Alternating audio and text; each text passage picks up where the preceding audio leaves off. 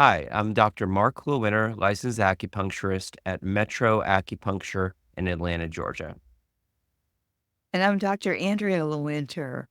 I am also an acupuncturist at Metro Acupuncture in Atlanta, Georgia. All right. Mom, are you excited about today's topic? The Yin Tang topic. Yes, I'm very excited about it. All right, Yin Tang. So that is a name of the point that we're going to be talking about today. It translates as Hall of Impression or Seal Hall. So we're going to talk a little bit more about that. But guess what?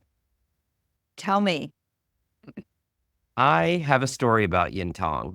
First of all, the location of Yin Tang is on the midline of the body in between the brow. And I believe it was the winter of 1998. And I was searching for acupuncture schools that I was going to go to. And I was considering schools on the West Coast and also in the Southwest. And I drove to Santa Fe, New Mexico, and I went to one of the acupuncture schools there and I got a treatment. And during the treatment, one of the points they put in was yin tong. The way that you insert this point is you can pinch the skin a little bit and then just needle downward. Some people pinch the skin, some people don't. It's a preference. But during the treatment, all of a sudden, I experienced this positive pleasurable pressure right here. And I was almost certain that someone was in the room just putting this pressure, but I knew that wasn't the case. And I just anchored in and stayed with that experience. And then I think that the treatment room had a window, and maybe at that time, all of a sudden some sun came towards my face. I'm not sure if that happened or not, but all of a sudden then there was just this warmth, and I could even, not even that I could see a bright light, but it just felt like this bright, warm pressure all in here. And it was a wonderful experience. I think I was particularly stressed because I was trying to figure out which acupuncture school to go to, and it was a big step, and it would require a move from the East Coast to the Southwest. And I think that even at one point, it felt so bright and there was so much pressure. I do believe that I actually opened my eyes to see if there was anything there, and there wasn't. And I thought, wow, this is really an amazing point. So I think that many acupuncturists might consider this their top 10, top 5 favorite acupuncture points to either have done on themselves or to perform on their patients. So that's my story about yin tang. It can be a profound point. Now, when we look at the books and we talk about what is the benefit of yin tang, why would someone use yin tang? Of course, it can be helpful for sinusitis, can be helpful for headache. And what I was sharing with you, it can support the meditative experience or decrease anxiety, bring a sense of well-being. What's your experience been with yin tang? I think there's many cultures that will reference that particular point, and they'll call it things like the third eye and point of enlightenment. And in Hinduism and Taoism, it's very often thought of that engaging into that meditative state for enlightenment and inspiration. So I think that Yin Tong brings about all those kinds of things. We don't have to consider it something way out there that is supernatural. It's something that biologically they have traced to stimulating the pineal gland, which is known to help with thinking and thoughts and enhancing the circadian rhythm of the body and releasing melatonin. And so it biologically it has great importance. Yeah, Oh, absolutely. three. Yeah, so Also, you're mentioning the pineal gland and you're talking about circadian rhythms, biological rhythms. and that there's some thought that I believe that in a few spiritual traditions, Yes. that focusing on kind of the third eye area can support the pineal gland and support those biological rhythms. And the pineal gland has also been associated with spiritual awareness and mystical experiences. Mhm. So perhaps Mhm. by activating or needling yin tong, it may also be activating the pineal gland. Yeah. And it's that insight is like whatever sometimes when we just get still enough, we can experience our thoughts in a very different way. And there's a level of clarification. And again, all that comes through chemistry in our brain and our body. So it throughout history, throughout our civilizations, it's always been a point that has called for spirituality. Yeah. Now, in clinical practice, I actually don't needle it as much as I warm it with the moxibustion technique. And I think that what led me to want to bring warmth to this area more than a needle is just that it's called the third eye.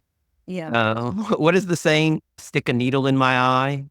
I have spent most of my career needling it. And recently, you and I have talked about this, warming it as opposed to using a moxa stick to warm that area.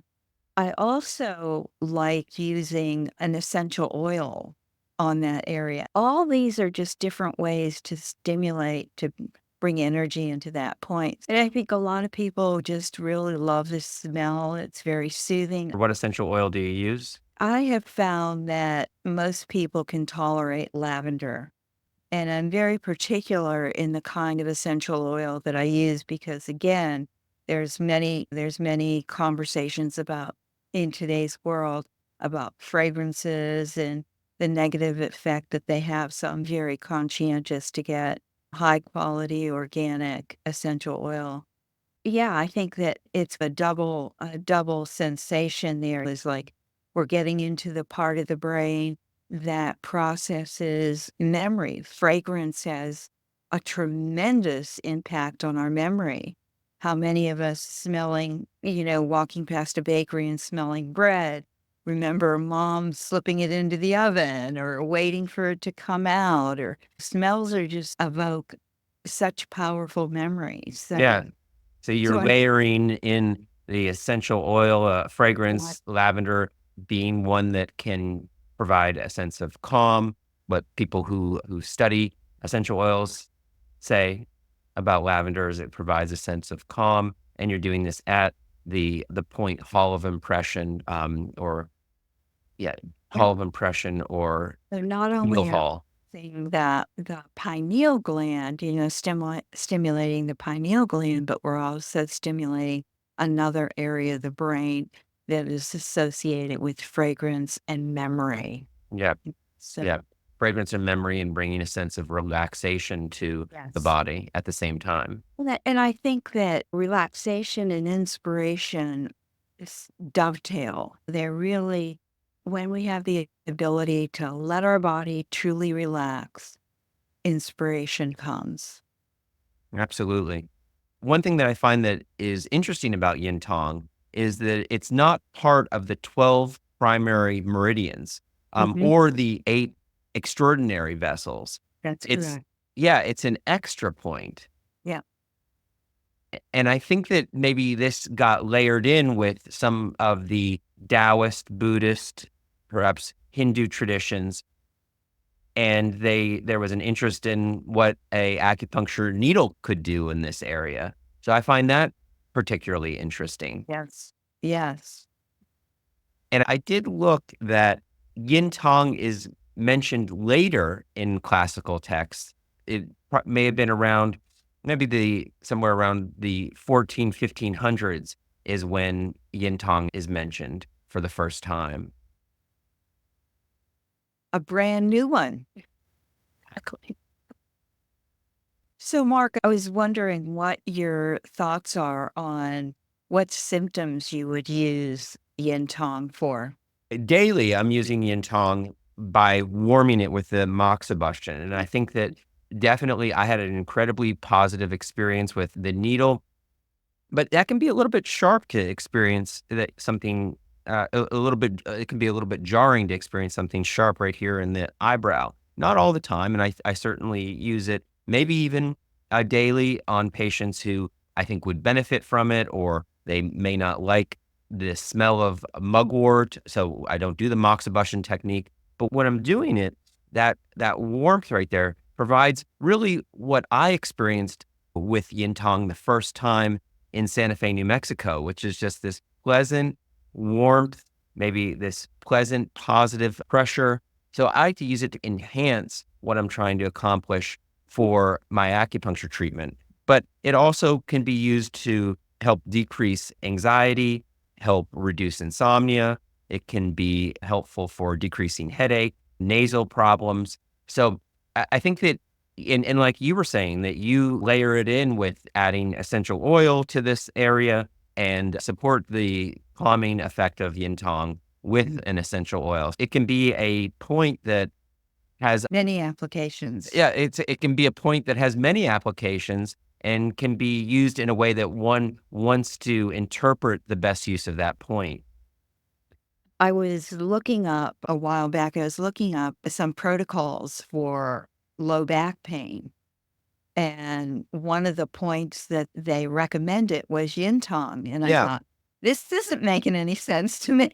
and yet it does, because it's on the governor vessel. That's the channel that it actually is on. And it's on the governor vessel. It's not indicated as part of the governor vessel, but it is on that channel. And that starts at the tailbone, comes all the way up the back, and ends up right under the nose. absolutely.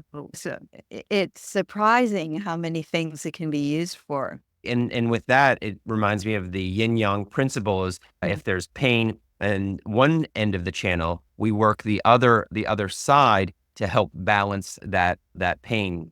Also, I find that when we're experiencing pain, we are in a fight and flight Mhm. response. Mhm. And that because this point can provide such a deep state of relaxation, it can be, I think, also helpful for any pain, not only physical pain, but also it can be emotional pain. A large part of our practice is working with women who've been diagnosed with infertility, and most of those patients that we see are doing IVF, and there can be ups and downs during that process. And I Huge. find that on almost all of those patients, I will be using the Yin Tong point. Now, I use it with the moxibustion versus the needle because I like to provide that sense of warmth, that positive sensation, and also I think that if we're able to relax the body, it benefits what we're wanting to accomplish with our patients who've been diagnosed with infertility. Yes. Yes, absolutely. It's so important. The sympathetic nervous system is designed to get us out of harm. Biochemically, what it's doing is it's preferentially shunting the blood to the arms and legs. How can we receive if we're running away? So being able to Or shift that, fighting. or fighting, being able to shift that and bring up the parasympathetic, which is rest, digest, calming the nervous system, bringing that blood back into the core of the body, which is where conception will take place.